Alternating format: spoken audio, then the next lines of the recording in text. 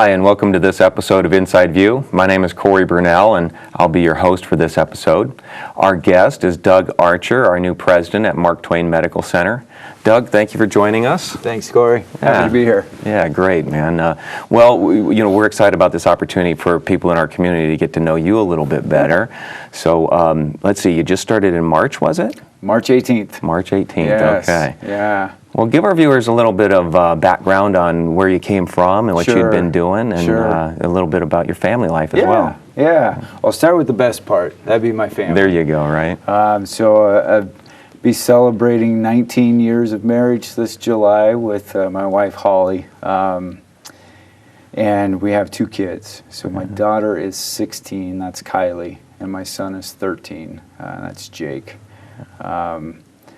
So they're both, the pride of having a teenage daughter and all the fun that comes with that.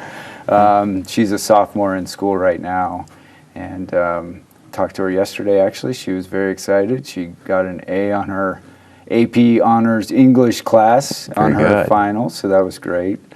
My son is a fanatic about basketball in every possible way. He's been playing travel basketball for a long time, for being a 13-year-old, I think since he was 6. Watches it, loves it, plays it year-round. My wife, we've been together since 97, so what's that? Actually, 96, I apologize, so 23 years or so. Yeah. We met at Trader Joe's in Fair Oaks.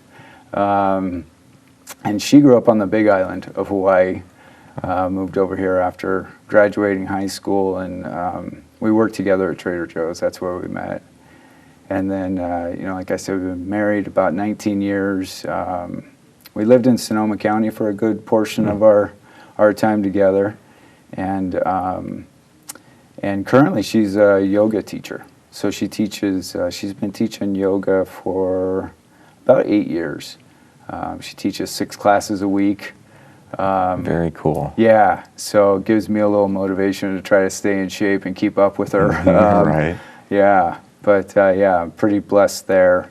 I grew up in Sacramento. Okay. I'm a Northern California kid.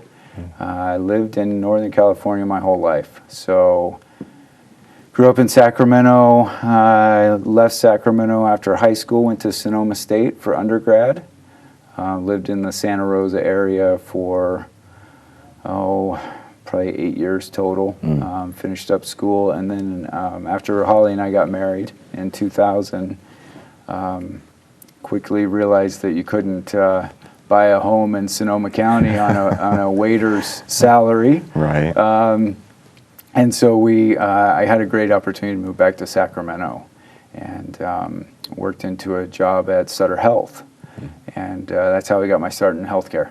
I started out in recruitment, doing human resources work and recruitment, and was in downtown Sacramento working for Sutter for about three years before an opportunity opened up at Sutter Amador.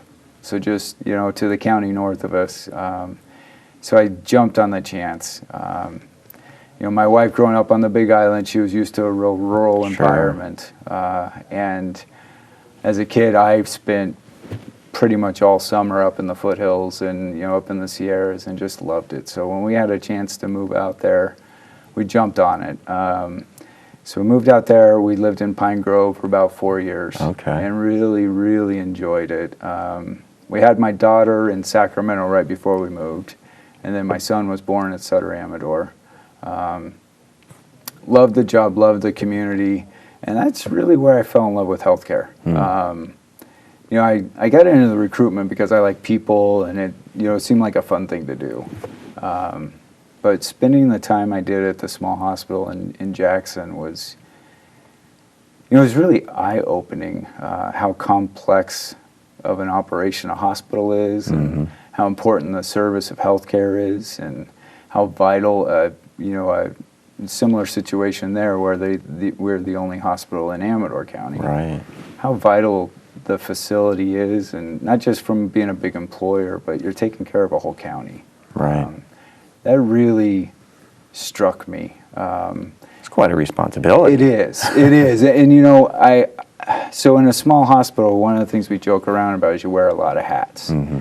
So, I had done recruitment for a little bit before I got there, but when I got to Amador, they started throwing all sorts of projects at me because you don't have many people. So everybody does, everybody chips in. Had some really great mentors there.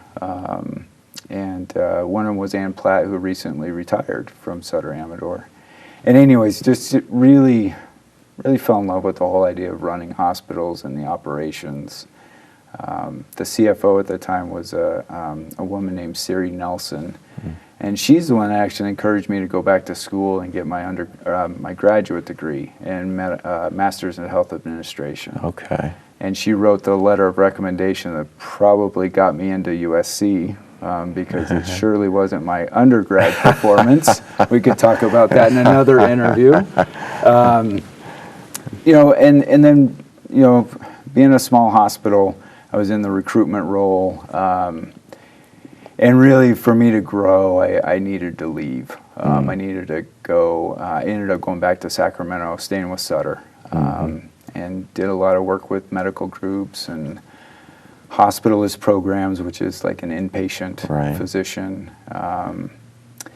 Went to USC during that time, got my master's degree, and had an opportunity to take a job at Sutter Tracy Community Hospital, which was my first, I'll say, grown-up job in my mind anyways. My first real operations role, where I had significant responsibilities, budgets that had millions instead of real thousands. consequences. Yeah, really, yeah.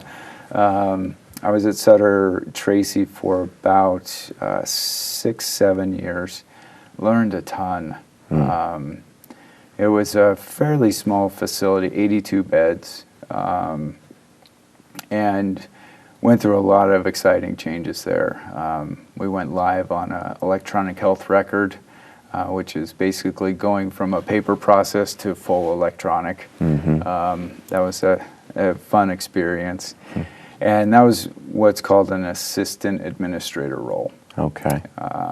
My next opportunity brought me to Memorial Hospital Los Banos, which was my last hospital. Okay. About an hour south of Tracy. Yeah.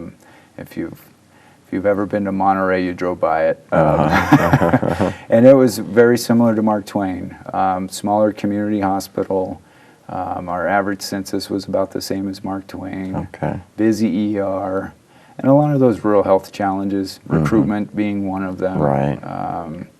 And, again, just, the only hospital in the town of Los Banos, and the only hospital on the west side of Merced County. And again, just understanding the critical role the hospital plays for the community. And when you bump into people at restaurants or, when you're out in public and they're like, my mom was born at your hospital, or my grandfather was on the board that, decided to build the hospital. Right. It's pretty unique and it's really exciting. Well, that's funny you mentioned that, because my wife and my daughter were both born at Mark Twain. Really? So, yeah. See? There you have it. Yeah. So, at this point, I'm 18, 19 years into healthcare when I was in Los Banos, and I knew small hospitals was really my niche and really my passion. I had the opportunity to work in the big hospitals when I was with Sutter, and they do amazing work. Sure. It's a different type of environment. And for me, I'm not a clinician. I should have prefaced with that. I have a CPR card. That's as close as I get to being clinical. But being the one that helps support the people that do the magic and do the real work with patients, to hopefully guide the hospital in a way and make decisions, strategic decisions in a way that makes their job easier. That was I'll say a blessing, but it's definitely it's an honor. So the only drawback to my role in Los Banos was it wasn't in the foothills. So Holly and I, my wife, we we talk about this a lot. When we left our home in Pine Grove, it was a hard thing to do. Watching the house in the rearview mirror was tough for us. We loved the small town. We loved the communities, the foothills. Mm-hmm. And I remember saying to myself and my wife when I left that, someday and I knew Mark Twain as well because, we do a lot of work together. I remember saying that one day I'm coming back either to Amador or to Mark Twain because this is where we wanted to be. Yeah. And so it was about July last year when I got a phone call from a former colleague who said, hey, I think there's going to be an opportunity at Mark Twain. If you're interested, I think you should throw your hat in. And you had to think for about 30 seconds? It was maybe 30 seconds. Yeah. And so I threw my hat in the ring, went through the interview process, came up, and I got the opportunity through that process to meet with the Dignity executives. I had multiple interviews at the hospital, got to meet the leadership team, and you just get that feeling sometimes. It's kind of like hand in glove. It's just a fit, and it just felt right.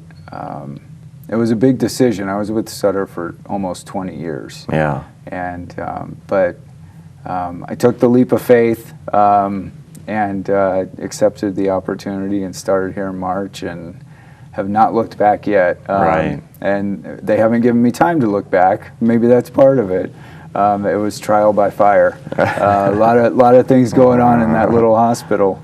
But yeah, that's in a nutshell kind of how I got here and a little bit about my family. I was blessed with amazing parents, and my brother is another person I look up to a lot. He retired about right when I started here almost from Sac County as with the Sheriff's Department, and so he's been a big mentor of mine as well. But yeah, I've been pretty lucky. Pretty fortunate to have a lot of great people in my life that got me here. I think our viewers are going to be happy to hear that because it sounds like this is a place you want to be maybe for a long time. As long as they'll have me. Yeah. I joke around with a lot of the staff at the hospital. Nobody's changed the locks yet. My badge still works. So check every day, now. huh? Yeah, I'll let you know tomorrow morning.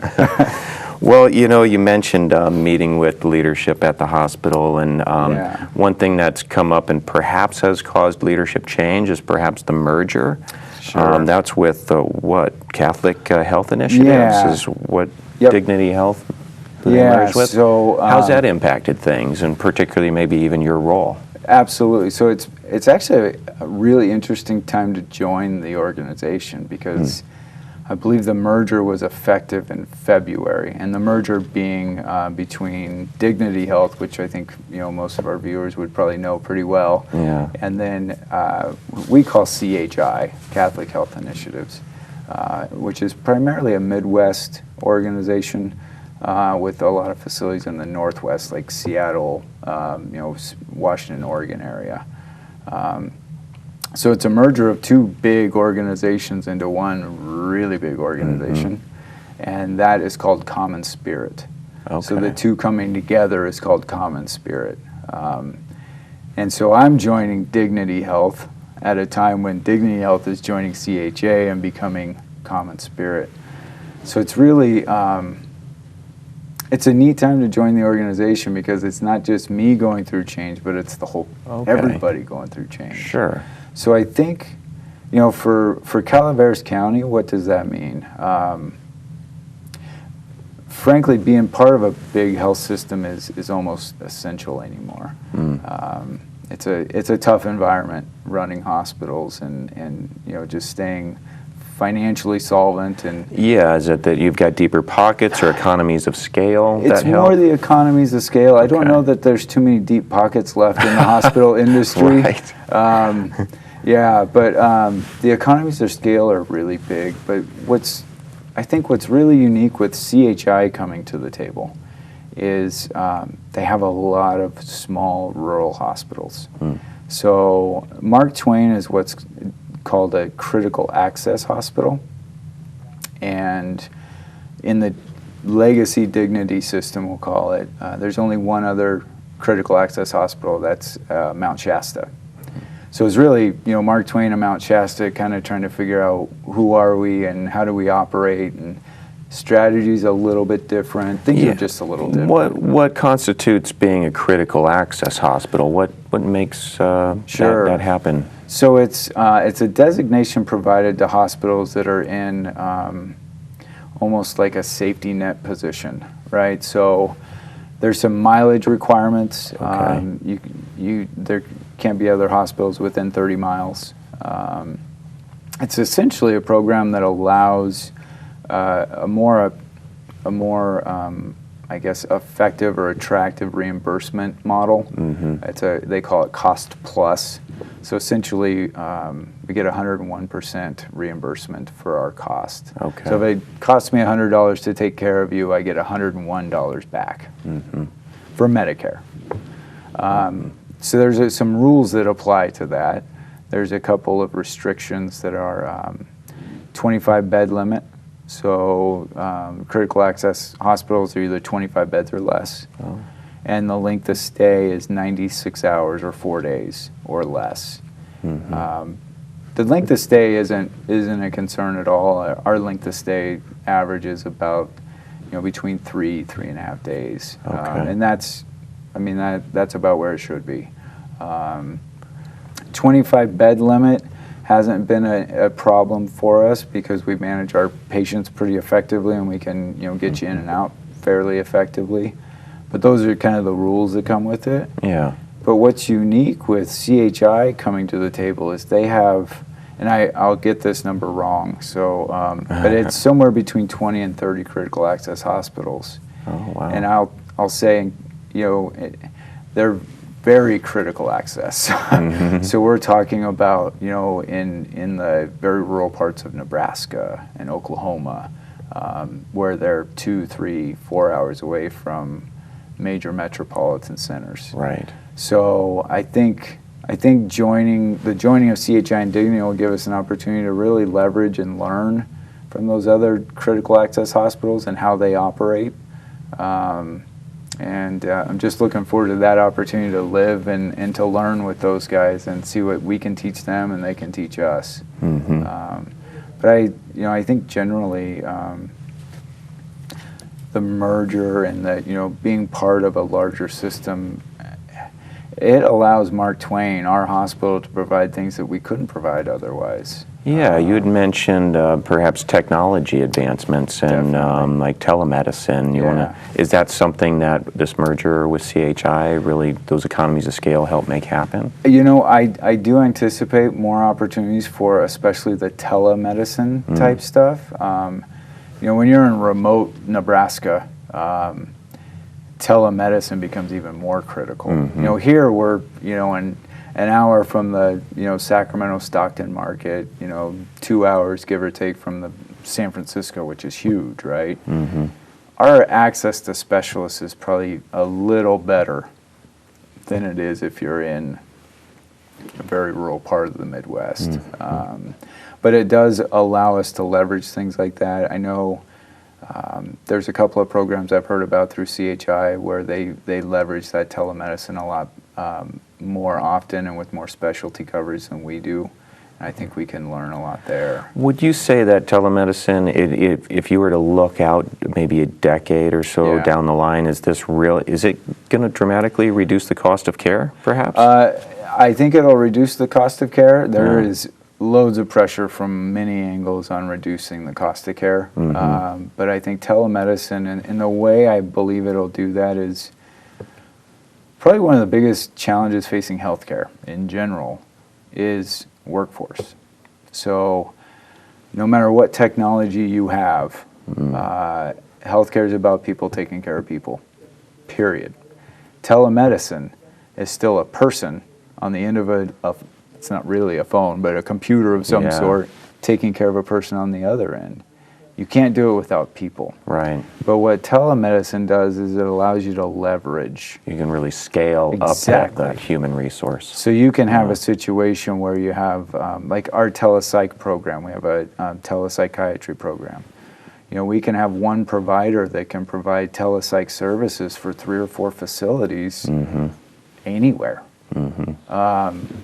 Whereas, the alternative is we recruit a psychiatrist that comes here and tries to take care of this whole community, and they will need vacations and they will need their time to maintain their own sanity. So it allows you to extend the human resource, and physician shortage. We've heard about nursing shortages.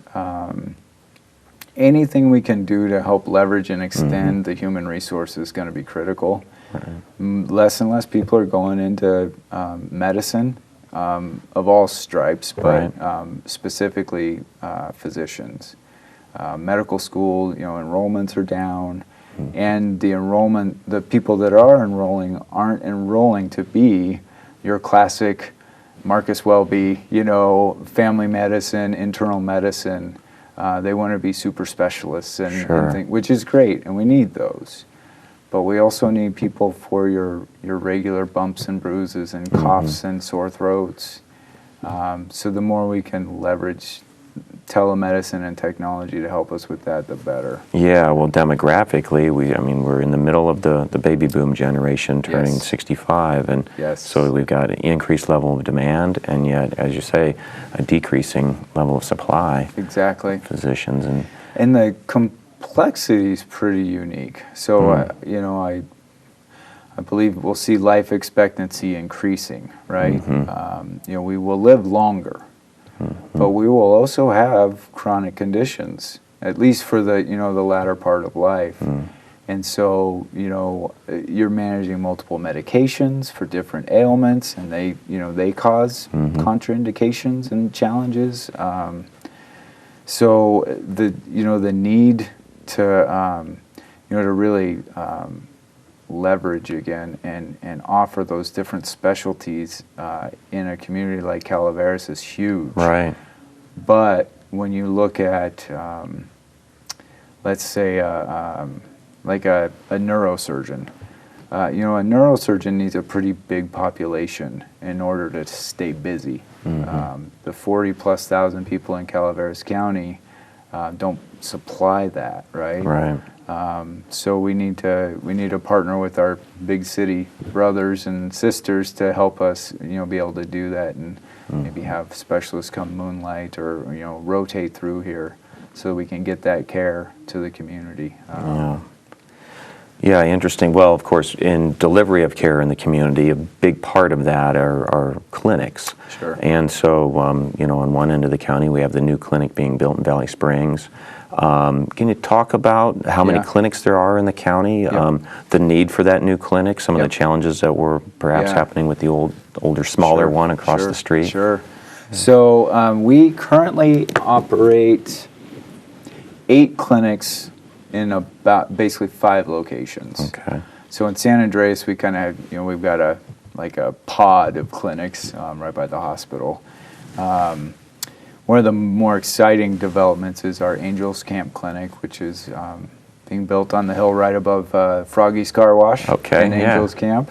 And we expect the construction of that clinic to be done about the end of summer, maybe early September. Then we have some licensing processes to go through and some surveys that need to be completed before we can see patients. That'll probably be in, I'm going to guess, November, where we'll see patients there. Be a nice big new clinic. It's just under about 10,000 square feet. Okay. We'll be able to house, we'll have some rotating providers, but basically 5+ providers per day in that clinic, which will be really great. We've got a small clinic up in Arnold, to help take care of the upcountry folks, and so they can provide primary care services there. And the clinics here in San Andreas, offer primary care and some specialty care, general surgery. And then we have an occupational health physician there. Valley Springs is mostly primary care. We have an orthopedist that rotates through there. Some of the other specialties, we have a gynecologist, pediatrician, both in Valley Springs and in Angels Camp. and we're trying to really boost and grow those different specialties. We use telemedicine there. That's where our telepsychiatry program is. Okay. And so we're trying to look for opportunities to increase that service. The clinic in Valley Springs, so it's very interesting. So Mark Twain Healthcare District is building the new one across the street from our current clinic. And we have a really strong partnership. I work pretty closely with Dr. Smart, Randy Smart, who I think you mentioned has his own show here, which is great. So we've been working together on, to be honest, there's a huge demand to take care of the county and to take care of the whole community. And I think it's important that we partner together. And Dr. Smart and I have been able to do that because it's an uphill battle. There's a lot of demand. And as we mentioned with physicians and everything, supply isn't, it's not equal. So I believe the district clinic will probably be open around late summer, early fall as well. Okay. So we're looking at how we operate in unison so that we're not duplicating services, and we're working together to make sure we maximize the care for the community. And then we also have a clinic out in Copperopolis. So kind of the way Calaveras is, kind of the three corners of the county. Upcountry, and then the western outposts, and then the core here, San Andreas and Angels. So, yeah. When will that clinic in Valley Springs be open? Or serving patients, anyway? I don't know for sure. That's a district clinic. It's the district clinic. But I do believe Dr. Smart had mentioned it'd probably be open, I want to say it was September, October time frame. Okay. So they should be able to, probably about the same time frame as our Angels camp. Yeah. Sounds like He's seeing patients this year for sure. Okay. We try not to get too specific about future dates in healthcare because, regulations change and all sorts of things happen. But, very exciting developments. And, if you look at what Mark Twain Medical Center and our clinics provide, we'll touch about 45,000 patients through our clinics each year. That's incredible. And then at the hospital, size of the county. Right, exactly. And at the hospital, including x-rays and lab work and ER visits, and of course the inpatient admissions, it's more like 30,000. Wow. So the funny thing is we actually interact with the community a heck of a lot more through the clinics. I suppose that's a probably cost-effective way to deliver too.